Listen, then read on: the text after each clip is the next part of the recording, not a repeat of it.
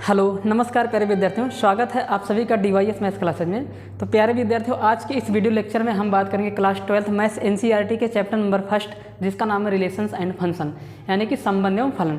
संबंध एवं फलन हम पिछले कुछ दिनों से पढ़ा रहे हैं, जिसमें मेरा टोटल 11 लेक्चर हो गया है, यानी कि टोटल जो हमारी क्लास हो गई है इस चैप्टर पे वो टोटल 11 क्लास हो चुकी है। यानी कि आज मेरा ये 12वां लेक्चर होगा, यानी कि लेक्चर नंबर आज ये 12 होगा। और आप सभी को बता दूँ कि लेक्चर नंबर 1 से लेकर लेक्चर नंबर 10 में हमने रिलेशंस के टाइप्स और रिलेशन के इंट्रोडक्शन और रिलेशन के एग्जांपल्स और उसके एक्सरसाइज 1.1 के क्वेश्चन को कवर किया है। 11 यानी कि लेक्चर नंबर 11 से हम, क्योंकि हमें मालूम है कि ये चैप्टर दो पार्ट में डिवाइड है, जिसमें हम रिलेशंस को पढ़ते हैं और उसके बाद हम फंक्शंस को पढ़ते हैं। तो लेक्चर नंबर 11 से हम फंक्शन टॉपिक पर बात कर रहे हैं, यानी कि फंक्शंस को पढ़ रहे हैं, फलन को पढ़ रहे हैं। फलन पे हमारा एक टॉपिक हो गया है जो कि लेक्चर नंबर 11 है, और उसमें हम एक्सरसाइज 1.2 के इंट्रोडक्शन पार्ट पर डिस्कस कर रहे थे। यानी कि एक्सरसाइज 1.2 के क्वेश्चन को हल करने के लिए मुझे किन किन बातों की आवश्यकता पड़ेगी, किन किन बातों की जानकारी होनी चाहिए, उस पर हम डिस्कस कर रहे थे, जिसमें हमारा एक पार्ट हो गया था जिसका नाम था लेक्चर नंबर 1 इंट्रोडक्शन। आज हम, चूँकि वो इंट्रोडक्शन अभी कंप्लीट नहीं हो पाया था, इसलिए आज मुझे वापस से उसके लिए एक दूसरा वीडियो बनाना पड़ा, एक दूसरा लेक्चर बनाना पड़ रहा है।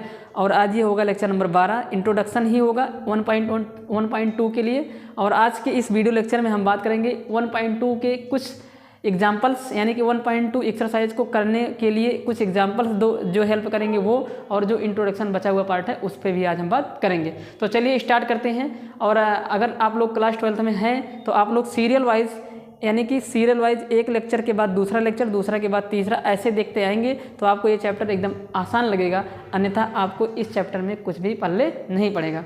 तो चलिए स्टार्ट करते हैं। जो बची हुई इंट्रोडक्शन है 1.2 एक्सरसाइज को सॉल्व करने के लिए, उस पर बात करते हैं। तो इसके पहले वाली क्लास में हमने आपको बताया था कि जो फंक्शन होता है वो क्या होता है, कोई भी रिलेशन फंक्शन कैसे बन जाता है, क्या स्पेशलिटी होती है, फंक्शन कितने टाइप का होता है, और फंक्शन को मैपिंग के आधार पे हमने समझा था। हमने बताया था कि फंक्शन को मैपिंग के आधार पे भी कर सकते हैं और साथ ही साथ उसको मैथमेटिकली भी प्रूव कर सकते हैं, क्योंकि मैपिंग के आधार पर सारे फंक्शन को कर पाना उनकी डोमेन और रेंज में पॉसिबल नहीं है। अगर इनफाइनाइट नंबर का एक सेट होगा तो आप उसको बॉक्स में मैपिंग के आधार पर करने में मतलब समर्थ नहीं रहेंगे, यानी कि वो पॉसिबल नहीं हो पाएगा।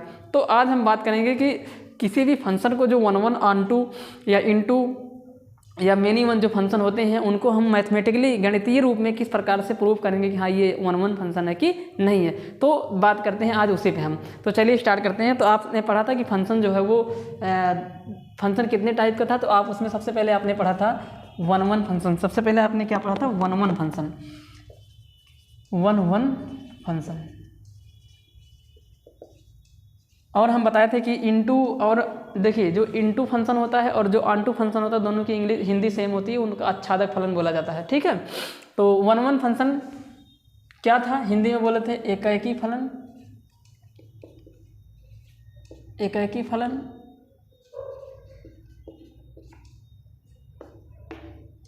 तो उसमें हमने बताया था कि जब मतलब एक ऐसा फलन जिसमें सेट ए के प्रत्येक एलिमेंट का सेट बी में प्रत्येक एलिमेंट के साथ, सेट बी के प्रत्येक एलिमेंट के साथ कहना गलत हो जाएगा। 1 फंक्शन का मतलब ये होता है कि डोमेन, यानी कि सेट ए में जो एलिमेंट होते हैं वो डोमेन होते हैं, और आप जानते हैं कि रिलेशन में सेट ए के सारे एलिमेंट डोमेन का काम करते हैं, क्योंकि प्रत्येक का इमेज बनना चाहिए, तभी वो रिलेशन, तभी वो फंक्शन होता है। तो जब सेट ए के प्रत्येक एलिमेंट के सेट बी में केवल और केवल एक इमेज पाए जाएं और प्रत्येक के पाए जाए, और वो जो इमेज होता है वो एक यूनिक इमेज होता है, तो उसको हम लोग बोले थे 1 फंक्शन। यानी कि सेट ए के प्रत्येक एलिमेंट का सेट बी में केवल और केवल एक इमेज होना चाहिए, यानी कि एक के साथ एक बी में पाया जाए, तो वो जो रिलेशन था, सॉरी वो जो फंक्शन था वो एक 1 फंक्शन था। जैसा कि यहाँ पे हमने इसके पहले डिस्कस किया था। मान लीजिए ये कोई दो सेट है, ये सेट ए है और ये सेट बी है, इसमें 1 2 3, इसमें 3 4 5 करके ऐसे एलिमेंट आए हैं। तो इस सेट के एलिमेंट को डोमेन कहा जाता है, यानी कि डोमेन के प्रत्येक एलिमेंट को डोमेन के किसी न किसी एलिमेंट के साथ इमेज बनाएं, और वो जो इमेज है वो यूनिक होना चाहिए, और हर एक एलिमेंट का सिर्फ और सिर्फ कितना इमेज होना चाहिए? एक इमेज होना चाहिए, only one and one image होना चाहिए। तो ये जो सिचुएशन थी, ये सिचुएशन आपकी 1 की थी। उसके बाद आपने देखा था मेनी वन। उसके बाद आपने पढ़ा था कि जो फंक्शन 1 नहीं होता है वो मेनी वन था। मेनी वन कौन था? मेनी वन, उसके बाद आपने पढ़ा था many one function. Many one को बोलते हैं बहु एकैक फलन। बहु एकैक फलन, बहु एकैक फलन में आपने पढ़ा था कि जो फंक्शन 1 1 नहीं होता है वो बहु एकैक होता है। उसके लिए आपने ये कुछ पढ़ा था, 1 2 3 4 5 6, एक का इसके साथ रिलेशन, उसके बाद इसका इसके साथ रिलेशन, उसके बाद जो है इसका इसके साथ रिलेशन। अब आप यहाँ पे देख पा रहे हैं कि 5 जो यूनिक इमेज का काम नहीं कर, अद्वितीय प्रतिबिंब नहीं है, 5 2 का भी प्रतिबिंब है और 5 3 का भी प्रतिबिंब है। इसलिए ये जो रिलेशन है, ये जो फंक्शन है वो एक 1 1 फंक्शन नहीं है, ये मेनी वन फंक्शन है। यानी कि इसमें ए डोमेन के, इसमें जो कोडोमेन है, कोडोमेन ये है, ये यहाँ के जो एलिमेंट है वो कोडोमेन कहलाते हैं, यानी कि सेट बी के जो एलिमेंट है वो कोडोमेन कहलाते हैं। तो कोडोमेन में जो एक एलिमेंट 5 है वो डोमेन में आए हुए 2 एलिमेंट के लिए इमेज का काम कर रहा है। ठीक, उसके बाद आपने पढ़ा था ऑनटू फंक्शन, जिसको हिंदी में बोलते हैं आच्छादक फलन। तो आच्छादक फलन में आपने पढ़ा था कि सेट बी यानी कि कोडोमेन के प्रत्येक एलिमेंट किसी न किसी के लिए इमेज का काम करे, यानी कि कोई भी एलिमेंट सेट बी में छूटा ना जाए, मतलब रह ना जाए, जो किसी न किसी के लिए वो इमेज का काम ना करे। या इसको दूसरे शब्दों में कह सकते हैं सेट बी के प्रत्येक एलिमेंट के प्री इमेज होने चाहिए सेट ए में। उसके बाद वो ऑनटू हो जाता है। जैसे यहाँ पे ये है, यहाँ पे ये 1 2 3 है, 4 है, 3 4 5 6 है, इसका इसके साथ रिलेशन हुआ, इसका इसके साथ रिलेशन हुआ, फिर इसका इसके साथ हो जाएगा, और मान लीजिए ये। तो देखिए सेट बी पूरा ऑक्यूपाइड हो गया, यानी कि यहाँ पे 4 छूट गया है। तो क्या कर देते हैं, 4 यहाँ पे क्या हो गया, छूट गया। तो अब इसका मतलब ये अभी ऑनटू नहीं है, ये ऑनटू नहीं है। ऑनटू होने के लिए 4 को छूटना नहीं चाहिए। तो यहाँ पे एक 5 लगा के इसके साथ इसका रिलेशन बना देते हैं। अब ये ऑनटू हो जाएगा। अब ये क्या हो जाएगा, अब यह ऑनटू है। अब यह क्या है, ऑनटू है। तो कोई भी फंक्शन अगर ऑनटू नहीं है तो आपने उसको पढ़ा था इनटू है।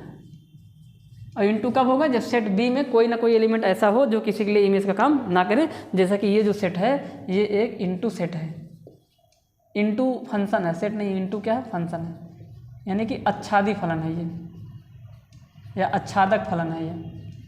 सबको समझ में आ रहा है, ये आच्छादक फलन है। ठीक है, तो इस तरीके से इसको करते हैं। तो यानी कि सेट बी जब पूरी तरीके से भर जाए, वो किसी न किसी के लिए इमेज काम करे, उसमें आए हुए सारे एलिमेंट इमेज के लिए काम करेंगे तो ऑनटू है। अगर उसमें से कोई भी एक एलिमेंट छूट गया तो वो इनटू फंक्शन हो जाता है।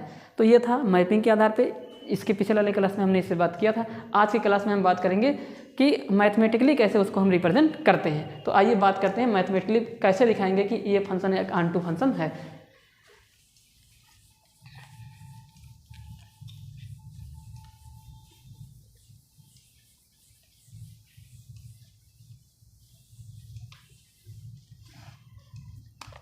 तो हम लोग पढ़ने जा रहे हैं मैथमेटिकल रिप्रेजेंटेशन ऑफ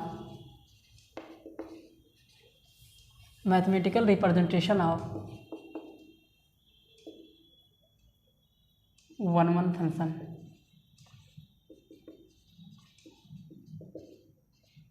यानी कि एकाएकी फलन का गणितीय रूप या एकाएक फलन, एकाएकी भी बोल देंगे,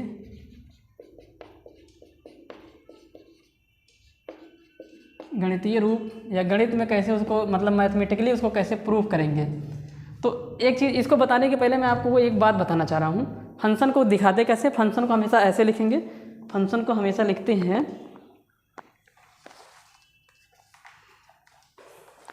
फंक्शन को आप हमेशा इस प्रकार से लिखेंगे। सुनिए, फंक्शन को लिखते हैं f x is equal to, ये सभी 11th में बताया जाता है, f x is equal to x square plus 4x, ऐसे करके फंक्शन को, यानी कि फंक्शन को ऐसे लिखा जाता है। एक बात और कैसे लिख सकते हैं, मतलब और क्या करते हैं फंक्शन को लिखने के लिए, देखिए जैसे ऐसे लिख देंगे, उसको लिखेंगे ना, यहाँ पे फंक्शन को लिखेंगे एफ, जैसे रिलेशन को लिखते हैं एफ ए टू बी, ऐसे फंक्शन को दिखाया जाता है। ऐसे रिलेशन को भी आपने दिखाया था, ऐसे फंक्शन को भी दिखा देंगे।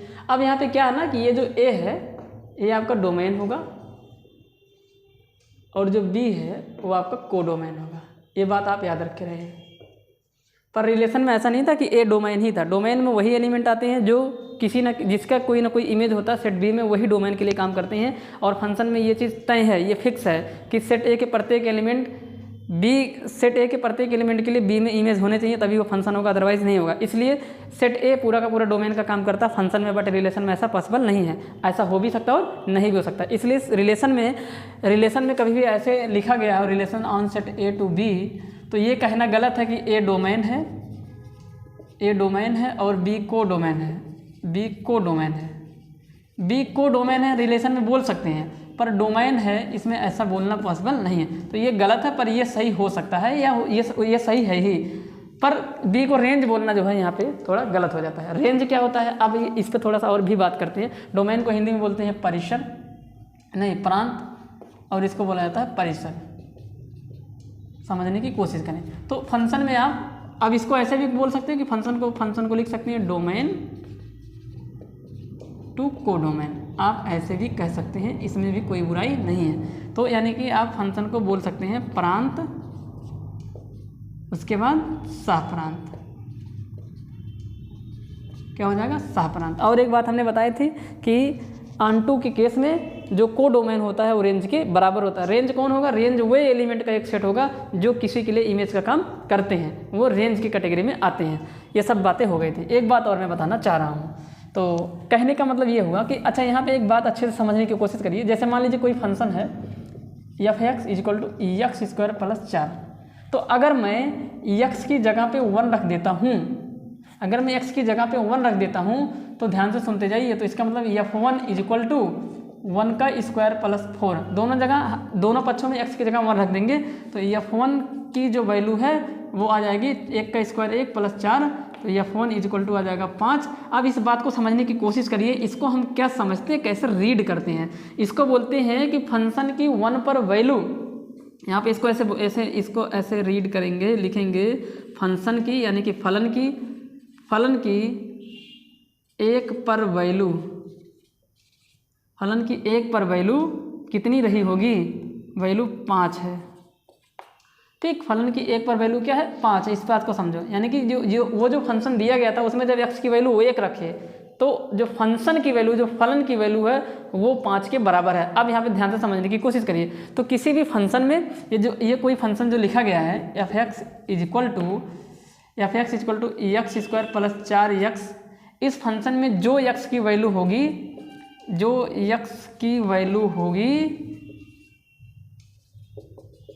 वह डोमेन से आएगा। वह किससे आएगा, डोमेन से आएगा। और डोमेन का मतलब ये होगा कि सेट ए से आएगा। तथा फंक्शन की जो वैल्यू आएगी, यानी कि यहाँ पे जो पुट करने के बाद जो वैल्यू आती है, तथा उस पॉइंट पर जो वैल्यू आएगी, जैसे यहाँ पे उस पॉइंट पर वैल्यू 5 आई तो वो कोडोमेन में मिलनी चाहिए। तथा फंक्शन की जो वैल्यू होगी, यानी कि फलन का मान वैल्यू ऑफ फंक्शन कोडोमेन में, यानी कि सेट बी में मिलेगा। कहने का मतलब ये हुआ कि जैसे यहाँ पे एक मैपिंग बना के सिखा देता हूँ। जैसे मान लीजिए यहाँ पे हमने अभी 1 लिखा था तो यहाँ पे 5 आ गया, तो ये आपका सेट ए था, ये सेट बी है, और यहाँ पे फंक्शन है सेट ए टू बी। तो इसका मतलब ये निकल के आ रहा है कि उस फंक्शन में, वो फंक्शन कैसा था, फंक्शन था f(x) = 4x² प्लस में कितना था, नहीं x² प्लस में 4 था। ये जो फंक्शन था इसमें x की वैल्यू यहाँ से रखेंगे, इस सेट ए के एलिमेंट से रखा गया है, और जो सॉल्व करने पे आया है ना इसको, उसकी वैल्यू आप हमेशा यहाँ से पाएंगे। ठीक, यानी कि किसी भी फंक्शन में अगर x के स्थान पे कुछ रख रहे हैं तो वो x कहाँ से आएगा, तो वो x सेट ए से आएगा, और सेट ए को हम लोग डोमेन बोलते हैं, यानी कि प्रांत बोलते हैं। और जो x को रखने के बाद, सॉल्व करने के बाद जो राइट हैंड साइड में आता है वो कोडोमेन में मिलना चाहिए, यानी कि एक तरीके से कह देंगे कि वो सेट बी में मिलना चाहिए। तो इसका मतलब ये निकल के आ रहा है ना, तो इससे इसका मतलब ये निकल के आ रहा है कि जब 1 5 कहीं ना कहीं ऐसे ऑर्डर पेयर उस रिलेशन में आया रहा होगा जो रिलेशन फंक्शन का काम कर रहा है। तो इससे यहाँ पे समझने की कोशिश करिए। इसका मतलब कि यहाँ पे इसको जब आप ऑर्डर पेयर की फॉर्म में लिखेंगे तो इसका मतलब ये जो रिलेशन रहा होगा वो कुछ 1,5 आ रहा होगा। और हमने पहले ही मतलब लेक्चर नंबर 11 में बताया था कि रिलेशन ही फंक्शन होता है जब उसमें कुछ स्पेशल बातें आ जाती हैं। तो इसका मतलब निकल के आ रहा है कि 1,5। इसका मतलब ये निकल के आ रहा है कि ये जो सेट ए से आया होगा 1 सेट ए से बिलोंग किया होगा और बी जो है यानी कि 5 जो है वो सेट बी से आया होगा। अब इसका मतलब है कि ये डोमेन से आया था,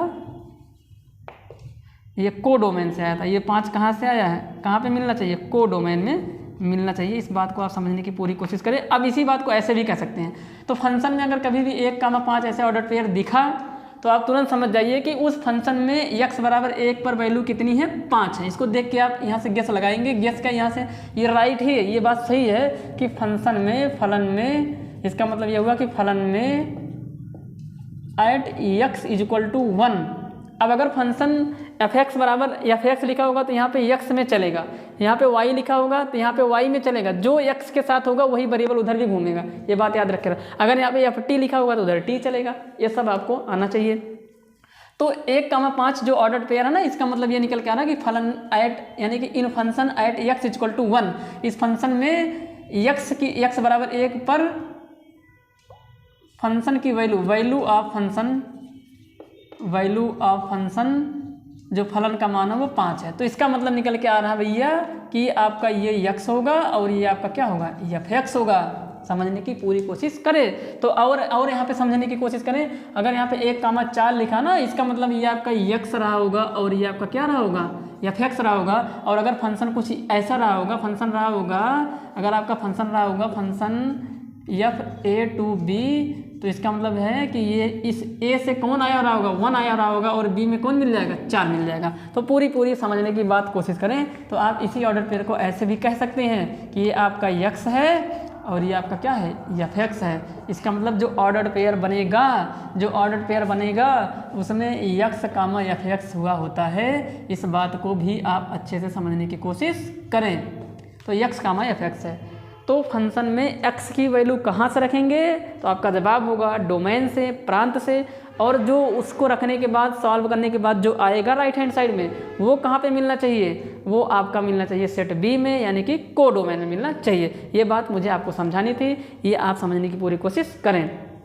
ठीक, अच्छा, अगर अभी भी डाउट हो तो एक और एग्जाम्पल लेके मैं समझा दे रहा हूँ आपको। एक और एग्जांपल लेके आपको मैं क्या समझाना चाह रहा हूँ कि फंक्शन की बात जब भी की जाएगी, फलन की बात जब भी की जाएगी, तो अगर कभी भी लिखा गया हो 1, 6, तो इसका मतलब निकल के आ रहा है कि ये आपका x रहा होगा, ये आपका क्या रहा होगा, f(x) रहा होगा। ये आएगा, ये वाली जो वैल्यू आएगी 1, ये डोमेन से निकलेगी।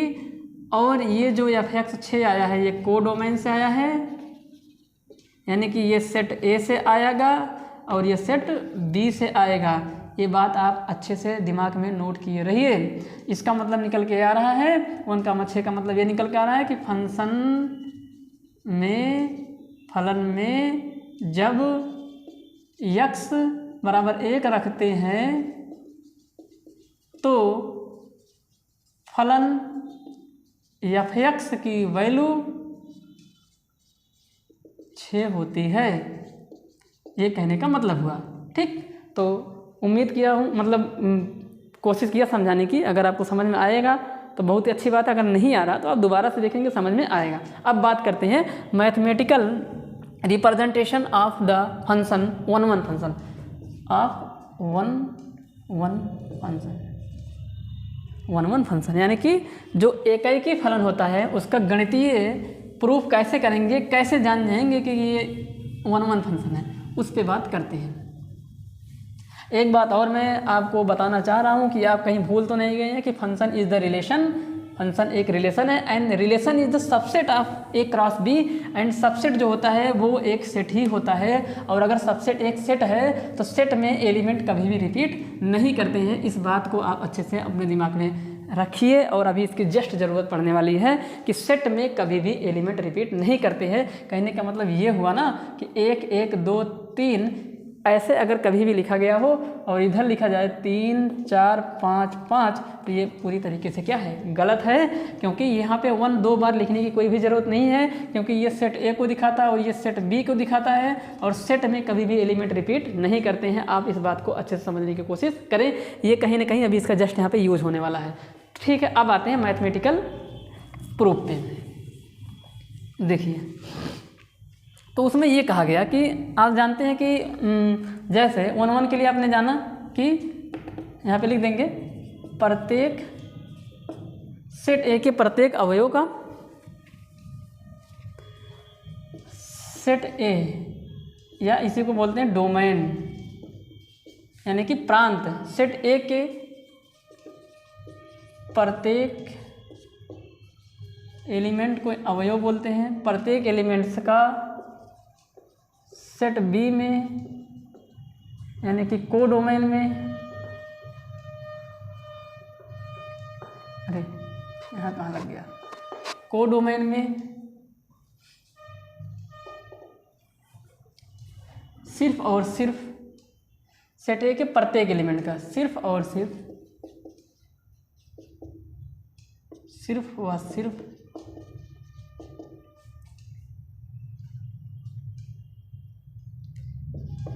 सिर्फ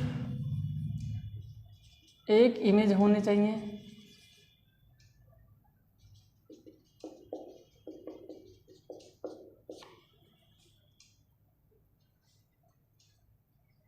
हालांकि ये इस तरीके से लिखना गलत है, क्योंकि आप जानते हैं कि जो फंक्शन होता है उसमें सेट ए के प्रत्येक एलिमेंट का केवल और नहीं, प्रत्येक एलिमेंट का इमेज तो होगा ही। तो यहाँ पे मैं क्या लिख रहा हूँ, सेट ए के प्रत्येक एलिमेंट का सेट बी में सिर्फ एक इमेज हो।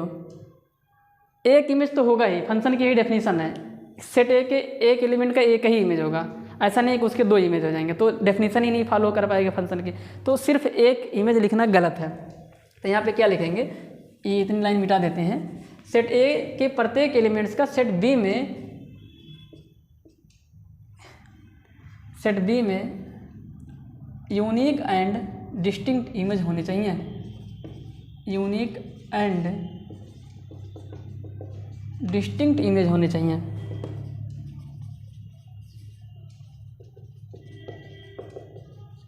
इसका मतलब ये होगा कि अद्वितीय, यूनिक का मतलब होता है अद्वितीय व अलग अलग होना चाहिए। ये नहीं कि एक का मतलब जैसे ये है कि 5 जो वो 4 का भी इमेज हो और 5 3 का भी, ऐसा नहीं होना चाहिए। तो इसका मतलब निकल के आ रहा है कि ये वाली सिचुएशन होनी चाहिए।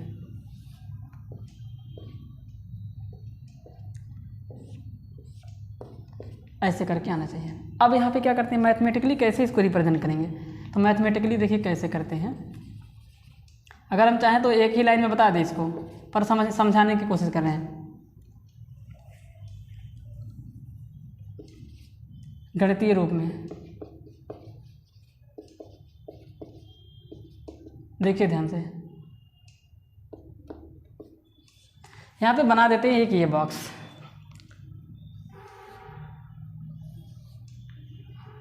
अब यहाँ पे मान लेते हैं कि ये x1 है और ये x2 है। दो एलिमेंट है, ये सेट A है और ये सेट B है। और ये जो फंक्शन है, एक फंक्शन है, वो फंक्शन है सेट A टू B। एक फंक्शन है सेट A टू B, ऐसा एक फंक्शन है। अब यहाँ पे मान लेते हैं कि सेट A के, देखिए ध्यान से सुनिए, अभी ये जो सिचुएशन बन रहा है ये मेनी वन का सिचुएशन है। ध्यान से देखिए, ये मेनी वन का सिचुएशन है। तो यानी कि x1 का जो इमेज है वो ये एफ ऑफ x1 होगा, हमने अभी आपको बताया था ना, एफ ऑफ x ये होगा, ये भी है x1।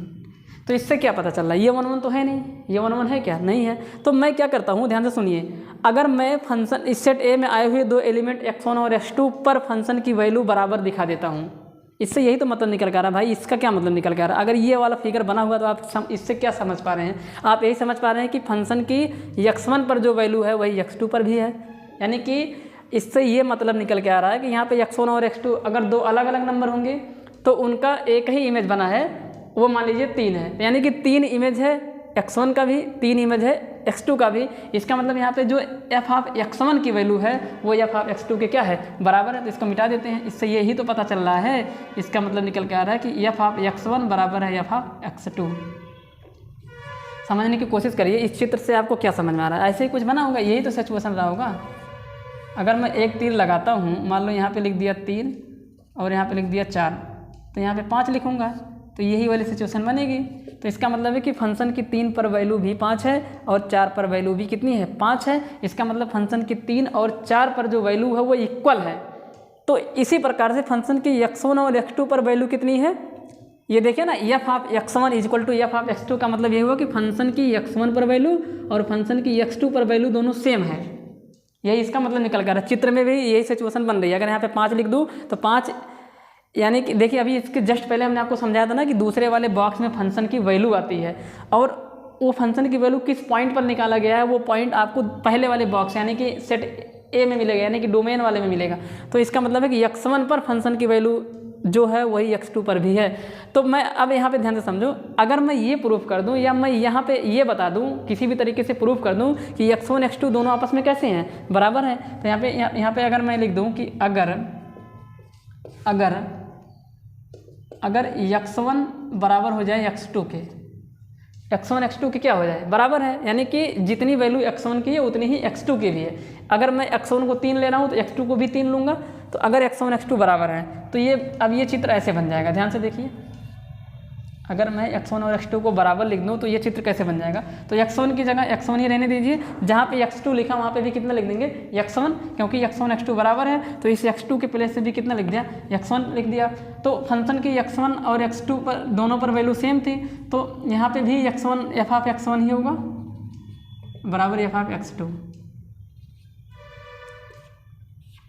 अब ध्यान से देखिए, अब चूंकि ये सेट ए है और ये सेट बी है, ये सेट ए निकल गया और ये सेट बी निकल गया, और हमने क्या किया, हमने माना या मतलब प्रूफ कर दिया कि x1 बराबर है x2 के। और अभी जस्ट थोड़ी देर के पहले हमने बताया था कि सेट में एलिमेंट कभी भी रिपीट नहीं करते हैं। इसका मतलब ये इस तरीके से लिखना क्या है, ये गलत है। x1 दो बार कैसे लिखेंगे भाई, इस सेट की डेफिनेशन का उल्लंघन हो जाएगा। तो इस तरीके से इसको नहीं लिख पाएंगे। इससे ये निष्कर्ष निकल के आ रहा है कि कहीं ना कहीं इस बॉक्स को मुझे ऐसे बनाना पड़ेगा। यहाँ पे एक बार x1 लिखूंगा और x1 पर जो फंक्शन की वैल्यू आएगी, अब चूंकि वही है, फिर से दो बार तो इसको लिखूंगा नहीं, 2 बार इसको नहीं लिखूंगा, या फिर अगर लिख भी रहे हो तो कोई बात नहीं है। तो अब यहाँ पे एक एलिमेंट आया और इस डोमेन में आए हुई एक एलिमेंट x1 की केवल और केवल एक इमेज है, वो कितनी है, 5 है। तो इससे ये पता चल गया कि अब ये जो फंक्शन है ये 1 1 फंक्शन हो जाएगा। तो मैथमेटिकली आपको करना क्या है, गणितीय रूप में आपको क्या करना होगा, गणितीय रूप में आपको करना ये होगा कि मान लेंगे कि x1 x2 पर फंक्शन की वैल्यू बराबर है, पर अगर x1 x2 पर फंक्शन की वैल्यू बराबर है और हम ये प्रूफ कर दें कि x1 बराबर x2 के है, तो अगर x1 बराबर x2 हमने प्रूव कर दिया, दिखा दिया, तो हम कह देंगे कि वो जो फंक्शन है वो एक 1 1 फंक्शन है। अगर x1 और x2 बराबर नहीं आएगा तो वो फंक्शन आप मेनी 1 कह देंगे, 1 1 नहीं कहेंगे। तो आपको सिर्फ क्या करना है, ये तो हमने आपको एक आइडिया बताया कि हाँ ये सिचुएशन अगर हो कि फंक्शन की x1 और x2 पर वैल्यू इक्वल हो और हम ये प्रूव कर दें कि x1 और x2 भी आपस में बराबर हैं, तो वह फंक्शन 1 1 हो जाएगा। आपको सिर्फ इतनी ही बात प्रूव करनी है और आप तुरंत कह देंगे कि वो फंक्शन 1 1 है। तो क्या करना है, अगर आपको ये सारी चीज़ें समझ में नहीं आई है तो आपको सिर्फ इतनी बात कर देनी है, इतनी बात लिख देनी है, जो कि मैं अब यहाँ पे लिखने जा रहा हूँ। इन शॉर्ट आपको क्या करना है, इन शॉर्ट आपको करना ये है कि यहाँ पे लिख देंगे इफ़ x1 x2 बिलोंगिंग इन। अब देखिए ना, फंक्शन की x1 और x2 पर वैल्यू, जिस पर वैल्यू निकालते हैं वो डोमेन में मिलती है और डोमेन होता है सेट ए। तो यहाँ पे लिखेंगे इफ़ x1 x2 जो कि बिलोंग कर रहे हैं डोमेन से या सेट ए से, पर यदि फंक्शन की वैल्यू x1 पर वही हो फंक्शन की वैल्यू x2 पर, और अपन यानी कि इफ़ x1 x2 जो बिलोंग कर जाएं सेट ए से या डोमेन से, या यहाँ पे डोमेन भी कह सकते हैं, यहाँ पे सेट ए को हम डोमेन भी नाम दे सकते हैं, जो कि डोमेन से बिलोंग कर रहे हैं, प्रांत से बिलोंग कर रहे हैं। तो यदि f(x1) बराबर f(x2) यानी कि फंक्शन की x1 पर वैल्यू x2 के बराबर है, तो अगर हम ये प्रूव कर दें, तो यदि x1 बराबर x2 हो गया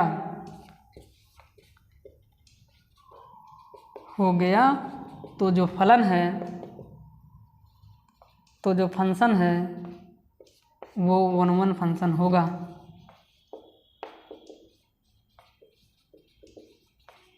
यानी कि फलन एकाएकी हो जाएगा।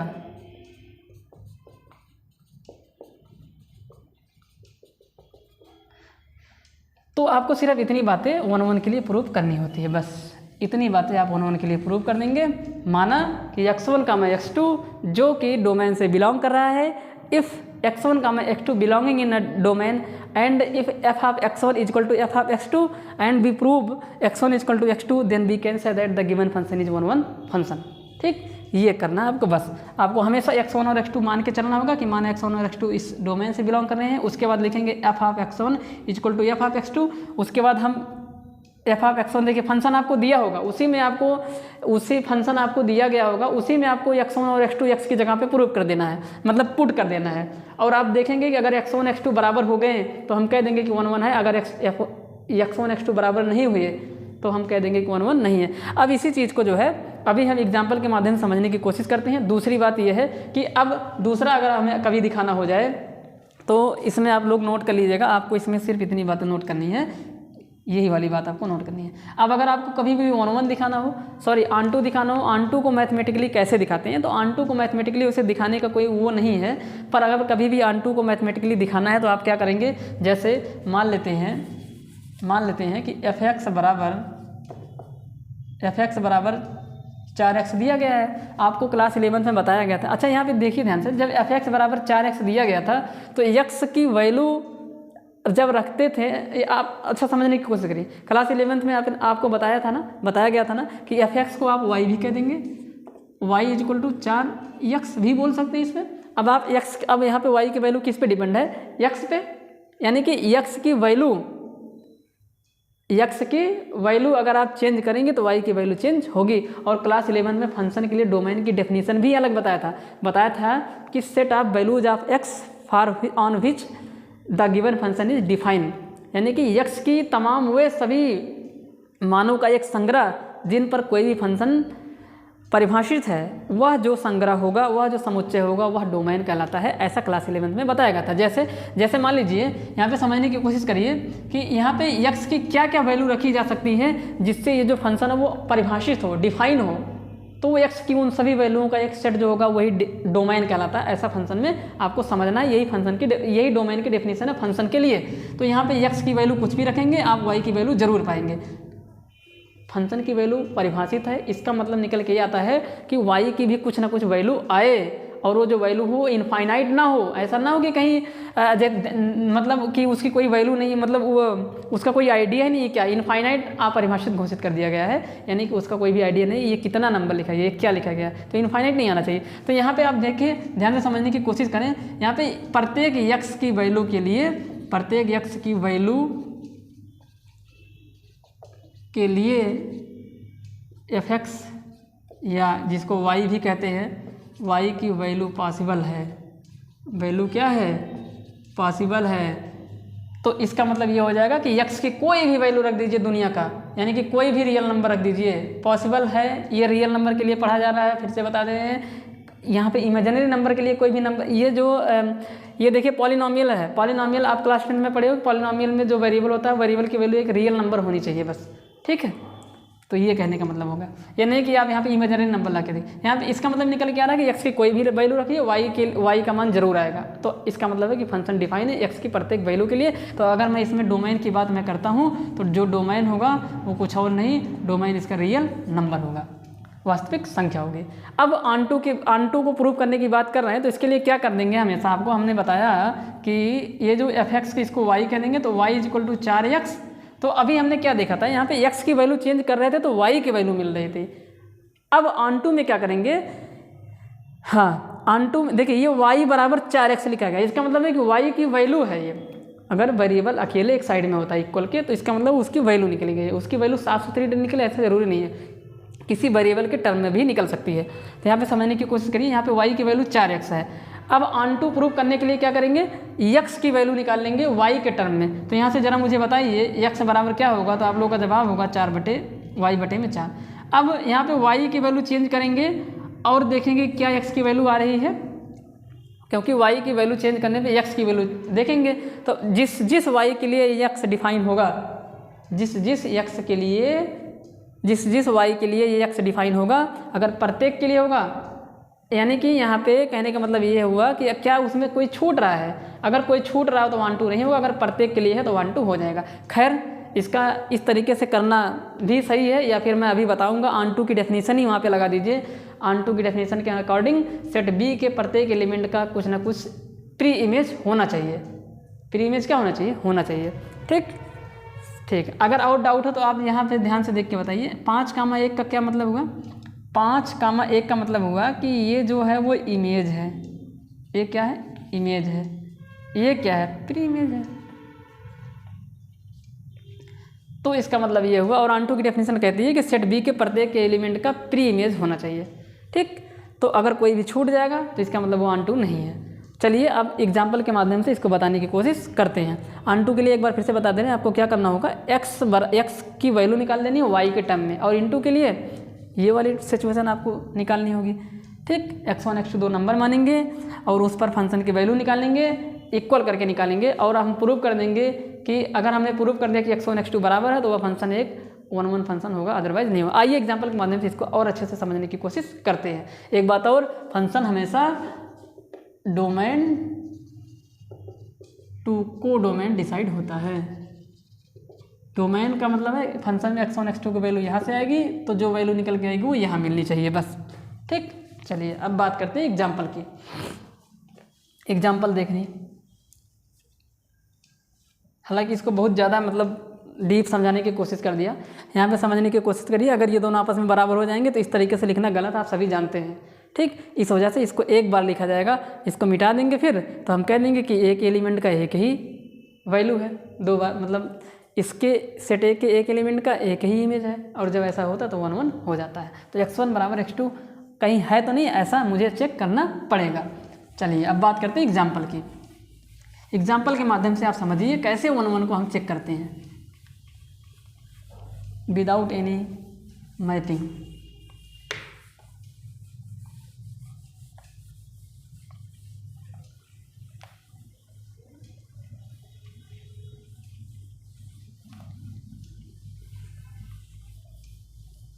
इतना डीप बता दे रहा हूँ, इतना डीप कोई बताता होता नहीं है, बहुत ज़्यादा मतलब हम नीचे उतर के बता देते हैं, इसलिए मेरा वीडियो थोड़ा बड़ा भी हो जाता है। खैर कोई बात नहीं है, आप लोग चीज़ों से जुड़ने की कोशिश करें, यानी कि उनसे कनेक्ट अगर रहेंगे, कनेक्टेड होंगे तो आपको फीलिंग अच्छी आएगी और आप में आपकी मतलब पढ़ाई में थोड़ा रुचि आएगी, इस सब्जेक्ट में रुचि आएगा, इस टॉपिक में रुचि आएगा। ठीक। और जब तक इंटरेस्ट नहीं होगा मज़ा नहीं आएगा पढ़ने में। एग्जाम्पल पे बात करते हैं।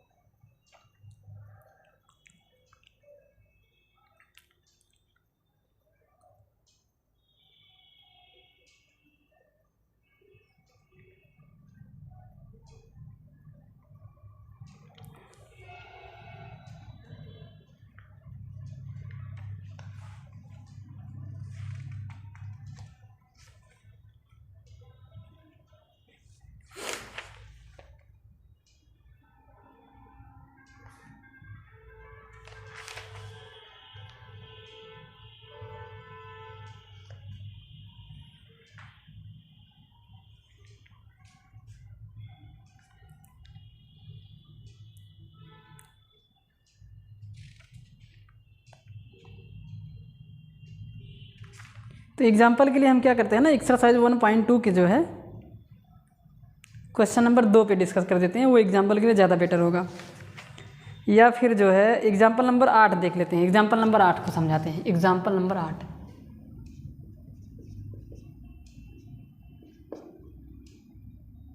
एग्जाम्पल नंबर 8 पे डिस्कस करते हैं।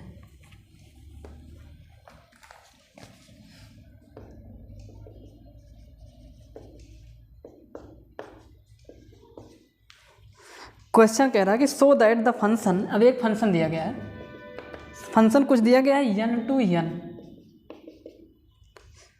गिवन बाई, और फंक्शन देखिए ये है f x is equal to 2x है। ये कह रहा है कि बताइए ये 1 1 है कि ये 1 1 है कि नहीं है, चेक करके बताना है, चेक करना है कि ये 1 1 है, 1 1 यानी कि एक की या एक है कि नहीं है, ऑन टू यानी कि आच्छादक है कि नहीं है, और 1 को बोलते हैं, दूसरा नाम है इंजेक्टिव, और ऑन2 को बोलते हैं ऑन2 को बोलते हैं सर्जेक्टिव। ऑन2 को क्या बोल देते हैं? सर्जेक्टिव।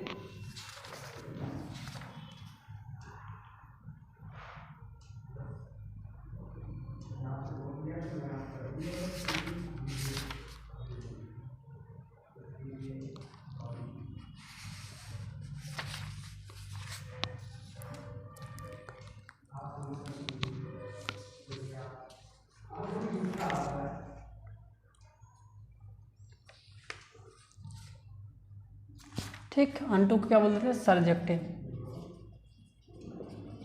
चेक करना है, यहाँ पे ध्यान से देखिए कैसे चेक करेंगे।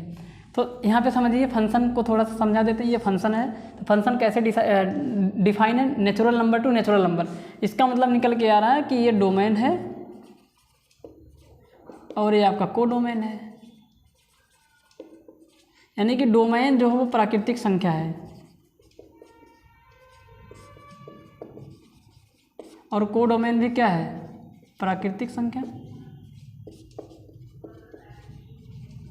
यानी कि डोमेन भी प्राकृतिक संख्या और कोडोमेन भी प्राकृतिक संख्या। इसका मतलब निकल के आ रहा है कि फंक्शन में x की जगह जो जो वैल्यू रखेंगे वो यहाँ इस वाले अंश से आने चाहिए, और जो फंक्शन की वैल्यू आएगी वो भी एक प्राकृतिक संख्या ही आनी चाहिए। फंक्शन में x की वैल्यू भी प्राकृतिक संख्या रखेंगे और जो वैल्यू सॉल्व करने पे आएगी वो भी एक प्राकृतिक संख्या होनी चाहिए। तो आपको चेक करना कि ये 1 1 है कि नहीं है। तो आपने अभी आपको सबसे पहले बताया था, यहाँ पे लिखेंगे फॉर 1 1, यानी कि 1 1 फंक्शन एक ही फलन के लिए क्या करेंगे? यहाँ पे लिखेंगे लेट x1, x2 बिलोंगिंग इन डोमेन। डोमेन क्या है? नेचुरल नंबर है। यहाँ पे लिख देंगे नेचुरल नंबर। डोमेन प्रांत से ही बिलोंग करने चाहिए, यानी कि x की वैल्यू यानी, और नेचुरल नंबर आप जानते हैं 1 2 3 4 5 डॉट डॉट डॉट इनफाइनाइट, और इधर भी वही 1 2 3 4 5 डॉट डॉट डॉट इनफाइनाइट। यहाँ पे इसको सॉल्व कर रहे हैं, यहाँ पे हम समझा रहे थे इसको, तो देखिए ध्यान से सुनिए। तो माना कि ये x1, x2 जो कि नेचुरल नंबर से बिलोंग कर रहे हैं। अब यहाँ पे लिखेंगे जिस पर, यानी कि यदि f ऑफ x1 बराबर f ऑफ x2। अब ध्यान से देखिए, हमने इस पर मान लिया कि ये फंक्शन की वैल्यू क्या है? बराबर है। माना कि x1, x2 पर जो फंक्शन की वैल्यू वो क्या है? बराबर है। पर फंक्शन की वैल्यू क्या है? बराबर है। तो अब ध्यान से देखिए, यहाँ पे ये जो f(x) लिखा गया है, यहाँ पे अच्छे समझने की कोशिश करिए, ध्यान से देखिए। ये लिखा गया है f(x) = 2x, और यहाँ क्या लिखा गया है? f(x1). अब इन दोनों को ज़रा ध्यान से देखिए। इसका मतलब निकल के आ रहा है कि जहाँ पे x लिखा था वहाँ पे x1 आ गया है, और इधर ध्यान से देखिए जहाँ पे x2 लिखा गया है f(x), ऐसे इसको रीड करना सीखिए, f(x), दिख तो x रहा है पर यहाँ पे दिख तो x2 रहा है, पर हम इसको रीड क्या करें? f(x2). तो इससे क्या समझ आ रहा है? इन दोनों को ध्यान से देखिए। तो इसका मतलब है कि इधर x की जगह पे एक बार x1 रखना होगा और उधर एक बार x की जगह क्या रखना होगा? x2। यही हमेशा करना होगा। तो फंक्शन की वैल्यू यहाँ से मिलती है ना, यहाँ राइट हैंड साइड को सॉल्व करने के बाद, तो x की जगह पे x1 रख देंगे। तो f(x1) का मतलब हुआ f, यहाँ पे x1 आ जाएगा, ऐसे आ जाएगा। तो इसका मतलब x की जगह x1 रख देंगे, तो 2 × x1 आ जाएगा। यहाँ पे यही तो मतलब निकल के आएगा, तो ये बन जाएगा। यहाँ पे हालांकि इसको मिटा देते हैं, समझाने के लिए ऐसा कर रहा था। तो 2 × x1। ठीक, अच्छे से समझ लीजिए, वरना आएगा नहीं। यहाँ पे x1 कब दिखेगा? x1 कब दिखेगा? ऐसे कब दिखेगा? जब यहाँ x की जगह पे कितना रख देंगे? x1। जब x = x1 रख देंगे, तो x = x1 यहाँ भी रखना पड़ेगा, यहाँ भी रखना पड़ेगा। यहाँ सॉल्व करने पे जो आएगा वही फंक्शन की वैल्यू हो जाएगी। तो 2x1 = f ऑफ x2। अब x की जगह पे x2 कब दिखेगा? यहाँ पे जब यहाँ पे x की जगह पे x2 आ जाएगा, तो यहाँ पे भी x2 आ जाएगा। तो ऐसे ये दिखेगा। तो इसका मतलब यहाँ पे हो जाएगा 2x2। अब 2 से 2 कैंसिल, तो x1 = x2 हमने प्रूव कर दिया। तो हमने देखा कि x1 जो है x2 के बराबर आ गया, और अगर x1 x2 के बराबर आ जाता है तो हम कह देंगे कि ये फंक्शन क्या है? 1 1 है।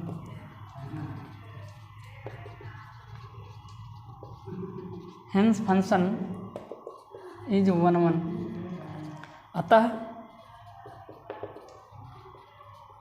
फलन क्या है? एक ही है, यह एक है। अब ऑन2 की बात करते हैं।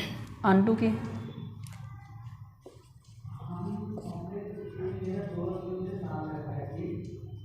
ऑनटू फंक्शन की बात करते हैं, यानी कि हम बात करते हैं आच्छादक फलन की।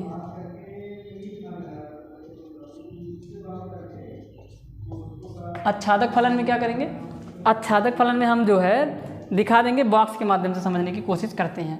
तो एक बॉक्स बना देते हैं, ये सेट ए के लिए, एक सेट बी के लिए। अब आप जानते हैं कि ये सेट ए में भी नेचुरल नंबर आएंगे और इधर भी कितना आ जाएगा नेचुरल नंबर। ये सेट ए को दिखा रहा है, ये सेट बी को दिखा रहा है, तो natural number two natural number ये फंक्शन डिफाइन है।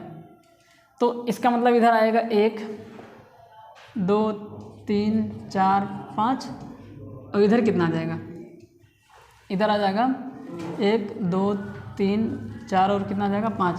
तो 1 2 3 4 5 यहाँ पे भी आएगा, 1 2 3 4 5 यहाँ पे भी आएगा। अब समझने की कोशिश करिए आप लोग। अब ध्यान से देखिए क्या है कि ये फंक्शन कैसा है, f x equal to 2x है। तो इसका मतलब ये है कि जो y का मान होगा, जो एफ एक्स का मान होगा वो 2 गुना होना चाहिए x के मान से। क्या ऐसा प्रत्येक के लिए पॉसिबल है? ऐसा कुछ यहाँ पे बचेगा क्या? अगर कोई बच जाएगा तो इसका मतलब है कि ऑनटू नहीं होगा। इसको थोड़ा और अच्छे से समझने मतलब बना लेते हैं फंक्शन को। जैसे यही फंक्शन है ना, F x equal to 2x है, एफ एक्स को y कर देंगे तो y इक्वल टू 2x है। और इसके जस्ट थोड़ी देर पहले हमने बताया था कि जब भी आपको ऑनटू प्रूव करना होगा तो आपको क्या करना होगा कि x की वैल्यू निकालनी होगी y के टर्म में। तो इसका मतलब निकल के इधर से ये आ रहा है कि x इक्वल टू y/2 करना होगा। अब x की डिफरेंट वैल्यू कहाँ से लेनी, यहाँ पे देखिए। अब x की वैल्यू किस पे डिपेंड है, y पे। अब y की वैल्यू डिफरेंट यहाँ से लाइए और वो कहाँ से आएगी, y कहाँ से आएगा, कोडोमेन से आएगा, यानी कि दूसरे वाले सेट बी से आएगा।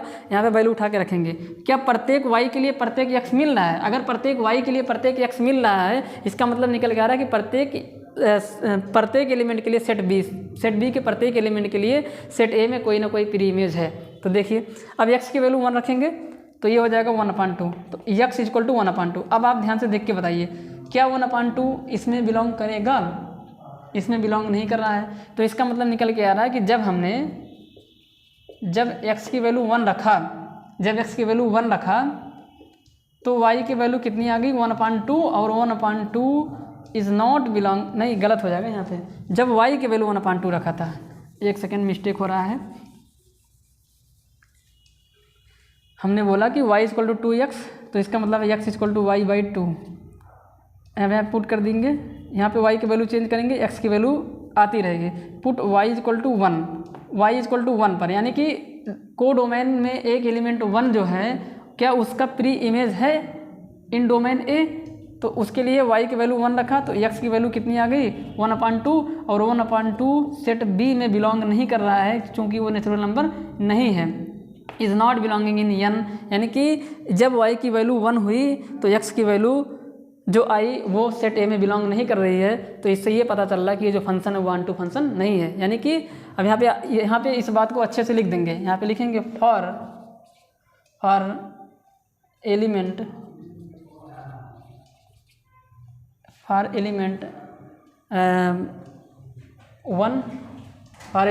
1 जो कि बिलोंग कर रहा है सेट बी से, हैज़ नो प्री इमेज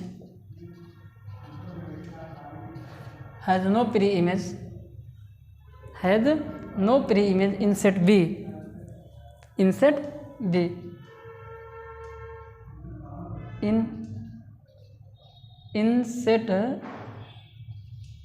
नहीं सेट ए बोलेंगे, in set A under the given function.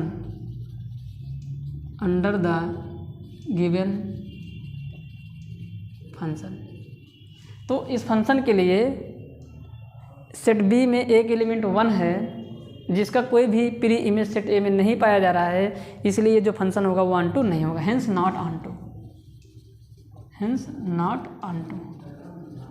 Onto नहीं होगा। ठीक, तो इस तरीके से ये कर सकते हैं और हमने देखा कि ये ऑनटू नहीं है। ठीक, तो ये था और चेक कर लेते हैं एक बार इसको, सही है कि नहीं सही है। तो यहाँ पे इस तरीके से आप देख सकते हैं, इस तरीके से हम इसको कर दिए। तो एक और एग्जांपल ले लेते हैं, एक और एग्जांपल है।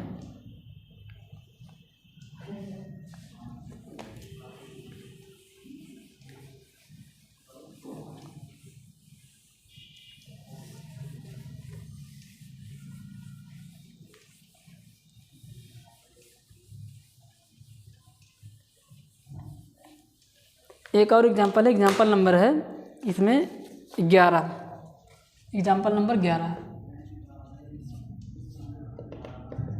देखिए एक फंक्शन दिया गया है और वो फंक्शन डिफाइन है real number two real number, यानी कि वास्तविक संख्या टू वास्तविक संख्या, यानी कि जो डोमेन होगा, डोमेन के में जो x1 x2 की वैल्यू होगी वो डोमेन से आएंगी, यानी कि वास्तविक संख्या होगा। और वास्तविक संख्या आप जानते हैं कि रैशनल भी होता है, इरेशनल भी होगा, यानी कि पूरा नंबर इसमें सम्मानित हो जाएगा, यानी कि दशमलव वाली भी होंगी, फ्रैक्शन वाली भी होंगी, रूट वाली भी होंगी, सब कुछ होगा।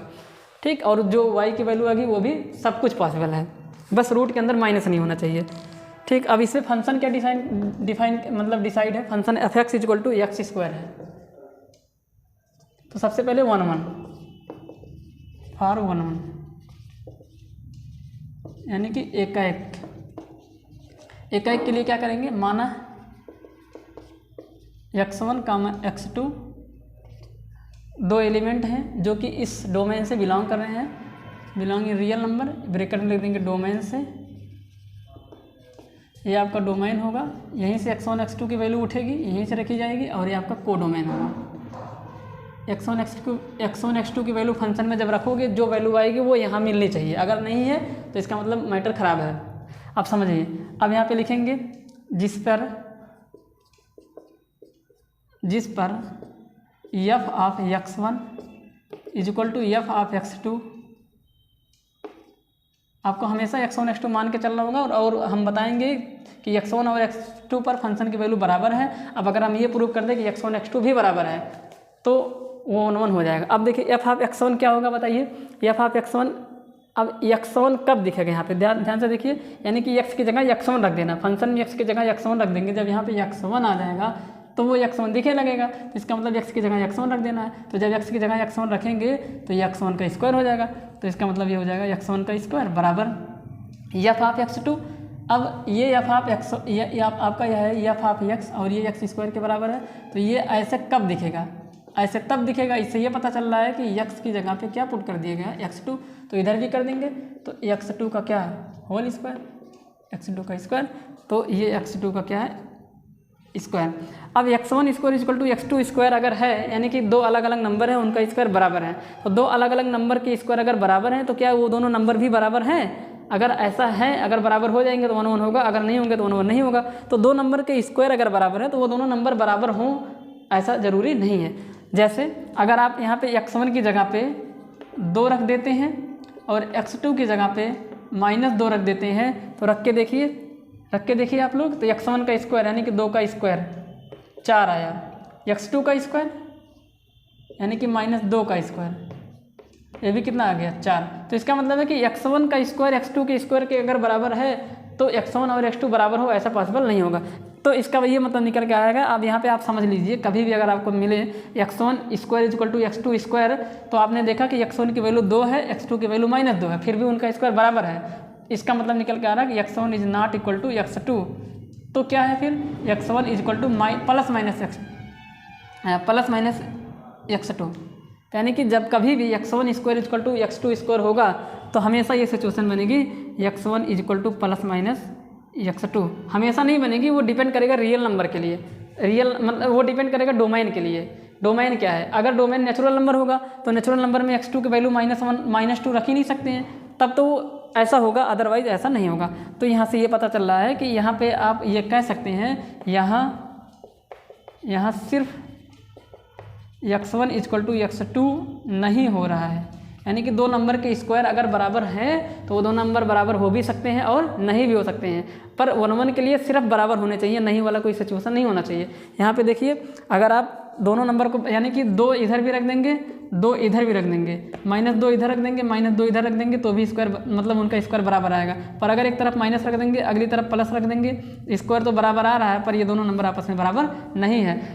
क्यों नहीं है, ये माइनस कट जाता अगर यहाँ पे जो हमारा डोमेन होता है वो रियल नंबर ना होकर नेचुरल नंबर होता है, नेचुरल नंबर में माइनस की कोई जगह नहीं है, तो डोमेन पे डिपेंड करता है ये चीज़। तो x1 स्क्वायर = x2 स्क्वायर अगर कभी भी है तो वो x1 = प्लस माइनस x2 के बराबर होगा, लेकिन कब, जब x बिलोंग कर जाएगा रियल नंबर से z से। लेकिन यहाँ पे और बातें यहाँ पे लिख देता हूँ, यहाँ साइड में लिख देता हूँ, x1 स्क्वायर = x2 स्क्वायर है, यदि x1 square equal to x2 square तो x1 equal to plus minus x2, it means x1 equal to x2 and x1 is equal to minus x2। ये तब पॉसिबल है जब x1 x2 belonging real number integer, जब वो real number यानी कि वास्तविक संख्या और इंटीजर से बिलोंग करेंगे तब ऐसा होगा। दूसरा x1 square equal to x2 square अगर कभी मिल जाए तो x1 बराबर x2 होगा, हमेशा सिर्फ एक बात होगी, लेकिन कब? जब x1 x2 बिलोंग करेंगे नेचुरल नंबर से। तो जब ये नेचुरल नंबर होगा यानी कि प्राकृतिक संख्या से x1 x2 की वैल्यू आएगी तो माइनस वाला कट जाएगा, ये वाला क्या हो जाएगा? खल्लास हो जाएगा, इसलिए ये वाली वैल्यू सिर्फ बचेगी, तो वहाँ पे बराबर हो जाएगा। तो यहाँ पे लिखेंगे यहाँ सिर्फ नहीं है बल्कि x1 equal to minus x2 है, जिससे ये पता चल रहा है, जिससे यह पता चल रहा है x1 is not equal to x2, इसलिए हम कह सकते हैं ये जो फंक्शन होगा 1 1 नहीं होगा। अतः फलन 1 1 यानी कि एकाएक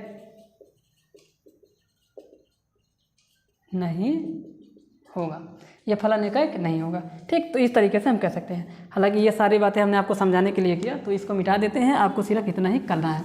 आपको हमेशा याद रख लेना है, अगर x1 square equal to x2 square है तो ये दोनों बातें भी पॉसिबल हो सकती हैं या कोई एक बात भी पॉसिबल हो सकता है, वो डिपेंड करेगा डोमेन पर, डोमेन उसका क्या है।